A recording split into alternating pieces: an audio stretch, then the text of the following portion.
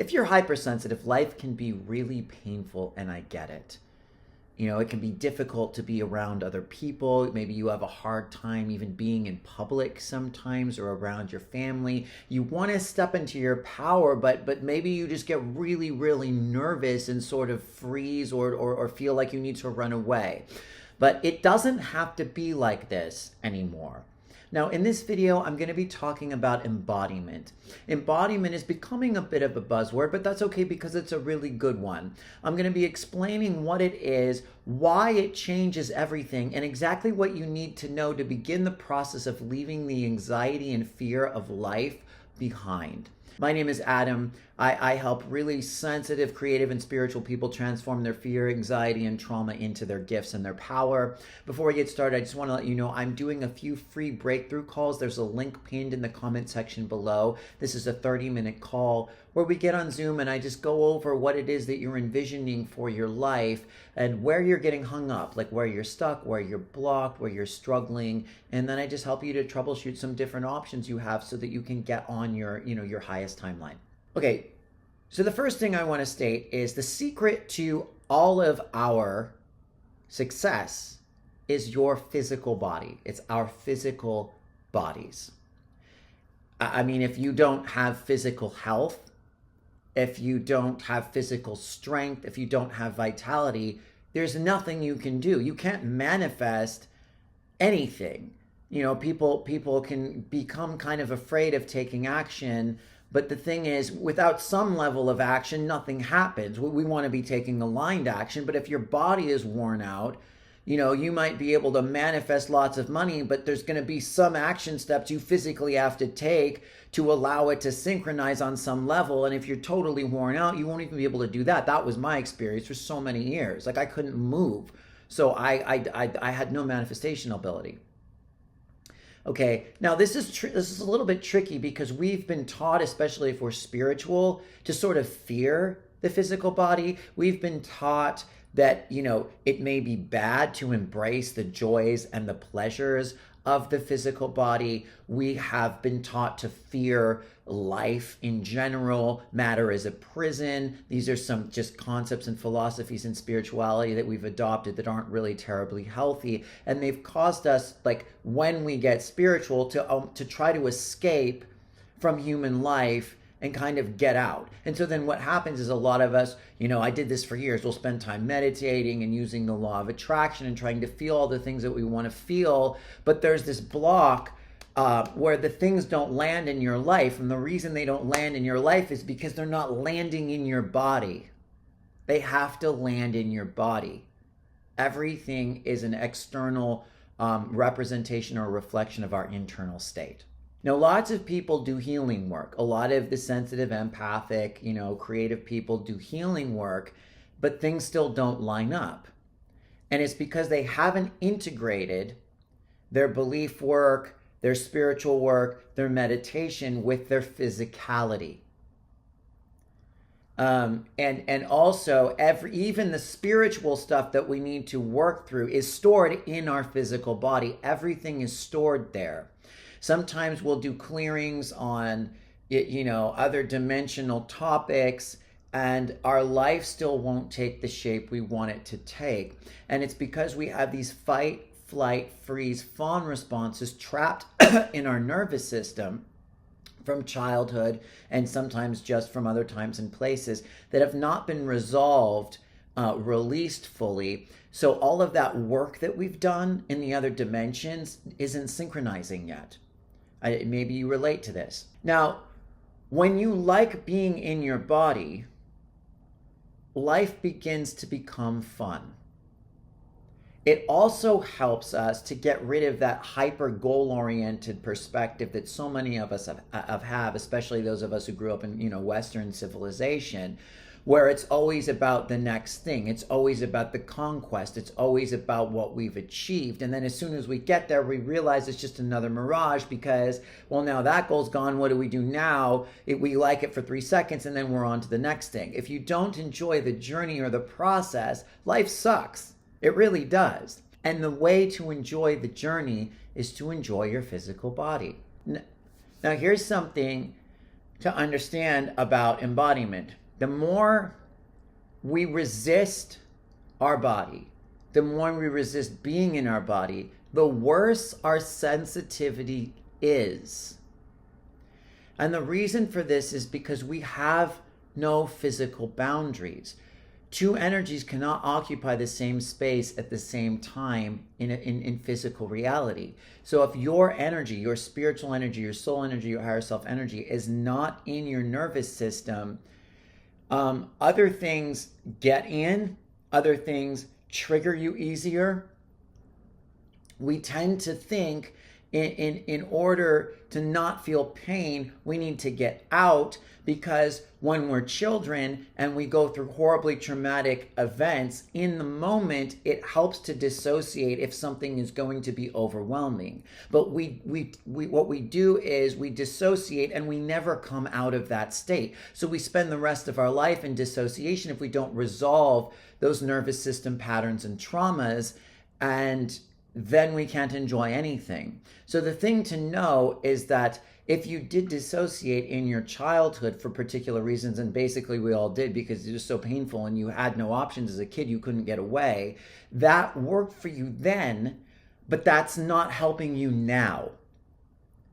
And as you become aware, as you become, grown up, as you extract yourself from those situations, you can feel safer in your body and you get your power back. And if you're still in the situations, as you ground into your body, you get your power back, you find where your physical boundaries are, and then you can extract yourself even easier, if that makes sense. Another thing that you may have a lot of trouble with if you're dissociated and you're not fully embracing your physical body is relationships. Because if you're not allowing your energy to come into your body, you won't feel safe in your nervous system. So opening up to someone else's energy is going to be 10 times harder. It's hard enough for all of us who've been in trauma for a long time to learn intimacy. But it's almost impossible if you're disembodied, because your body has no sense of trust. It has no sense of safety. You being in it is what allows it to start to feel safe, because it feels like your presence, your consciousness is there looking out for it now. It didn't have that before as a child, but it has that now. And if you're there, then you can begin to open up to other people, to the right people, because even if they're not the right people and they hurt you a little bit, you're there, and your presence will allow that sort of need to attach too much, which causes so much pain, to dissolve, so that you feel comfortable in the moment. And you may be disappointed if you really like someone and they leave, but your own energy, which is just love, will fill you up so that those wounds, the wounds from the past, heal, and then whatever wound comes up now won't last very long or as long, or it will be manageable and you will know you can get through it. This all starts with your presence in your physicality. So what are some things you want to know? Just kind of clarify it a little further here about your physicality. The body is a gift. It's a temple. It was created by Source. It's not something to be disavowed or run away from. You're meant to be here now, embodying. We're now meant to bring spirit into matter, and matter is just spirit anyway. There's really no difference. We're meant to connect spirit and matter together. The East spent a long time on only spirit, not all of the East. I mean, the Buddhists and the Taoists kind of got the middle way. But a lot of the Eastern philosophy was all just energetic, disavowing material pleasures, disavowing the body. And the West was all only physicality without a connection to spirit. And neither one is good. And they perpetuate each other. The thing to know is what we want to be doing is aligning all aspects. You want to align your physicality, your emotions, your mind, and your spirit to Source, which means you would live, in presence and in consciousness in joy, you would be fulfilling your soul's desires, you would be fulfilling your mental desires and your physical desires together. There's a problem with only physical desires. If you're just obsessed with sex but there's no heart connection, if you're obsessed with money but there's no service to others element, or there's no real love behind it, you're just trying to do it to survive, that's an imbalance. That's not beneficial to you or everyone else. But if you're just constantly chasing your soul's desires only, which can't really even be realized without the physical body, then you end up being a martyr. You end up being of service to others all day, every day, doing things you don't want to do because you're not involved in the equation. You end up giving all your energy away, feel totally drained, and you're broken, impoverished because you have a judgment that material things are wrong. Material things are part of God. The body is part of God. Emotions, the mind, the spirit, it's all connected. So that's the goal. And we fully realize this experience through embodiment. So what is an exercise you can start to do to just become a little bit more aware of what's going on in your nervous system and work with it? So say you have, something come up, an emotion, you get triggered. Ask yourself, where in your body do you feel this? Where in your body do you feel? So maybe it would be, where do I feel anxiety right now? And just put your hand there. Just put your hand there and notice the anxiety for a minute. You can also make sure that you can really feel your feet on the floor, because that's how you ground. You're noticing the sensation of the floor touching your feet, and then you're noticing the sensation of your hand on that point where the anxiety is. Now, what this does is it brings you into your body, but it also brings you into the moment, because the body is the physical representation of the moment of now in physical reality. So if you're not fully in your body, you're not fully in the moment, if that makes sense. So start to notice, and it will bring you into presence. And a really good thing to do is to state what you're feeling. Even just putting your hand right here and then just saying, like, I'm anxious, because you're calling up the emotion and you're sensing where it is and you're calling it into presence, and it will start to dissolve. You may then have a thought that, like, I'm afraid of speaking. Like, so you might, because we'll just run around in our heads going like, there's something wrong, but I don't know what it is. When you start to connect to your body, you start to get clarity on why you feel a certain way. So you might be like, and then you would do something like, I'm afraid of speaking. So you'd state the fear or the anxiety connected to the point on your body, and then whatever the thing is. And you can also state the belief system. So you could be like, I'm afraid of speaking because I believe I suck, or I believe I'm not good enough, or I believe everyone's going to judge and condemn me. And you just sit there with that. And if it starts to be too much, because you're kind of getting too activated, then begin to notice another place on your body that feels good. So it might be like your feet might feel relaxed. So if you start to get it's too intense, then just notice somewhere that's positive, and just stay with your nervous system until you start to relax, and you'll start to notice these patterns dissolve. You might have memories come up. But when you have memories come up connected to your body, you're connected to the energy of the memory, and you can begin to shift it and release it, instead of when you just tell a story in your mind all the time and you're not really grounded or anchored to anything.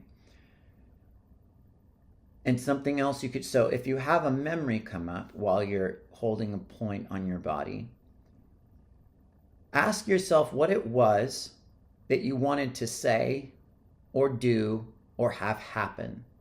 That's a good way to reverse the pattern, because you're reverberating with a memory of something that happened and the imprint that it had on you, the story that you kind of told, because that was just what came to you or what imprinted on you in the moment. And a lot of it makes perfect sense that it would have, but now you can change it.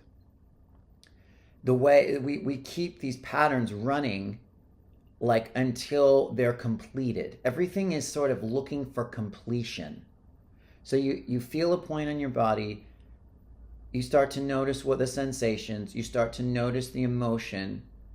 You can call out, the feeling or the belief. And then if there's a memory, what was it that you wanted to do? Maybe you wanted to run away. Maybe you weren't allowed to say no and you needed to tell someone to get out of your face.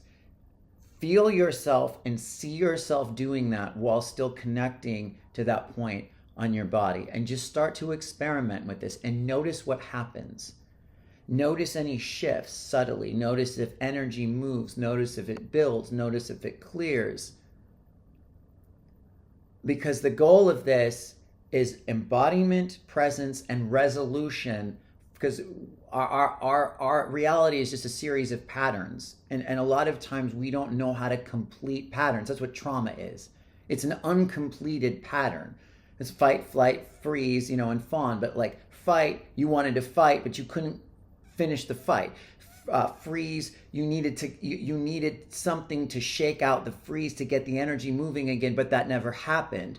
Run, you wanted to run away, but you couldn't run. And a lot of it involves you standing up for yourself, saying something to somebody, because we also have all these thoughts, right? We're thinking beings too. So there were beliefs that we had, we were statements we wanted to make. There were things we wanted to see happen that we can now make happen if we use our imagination and connection to our nervous system.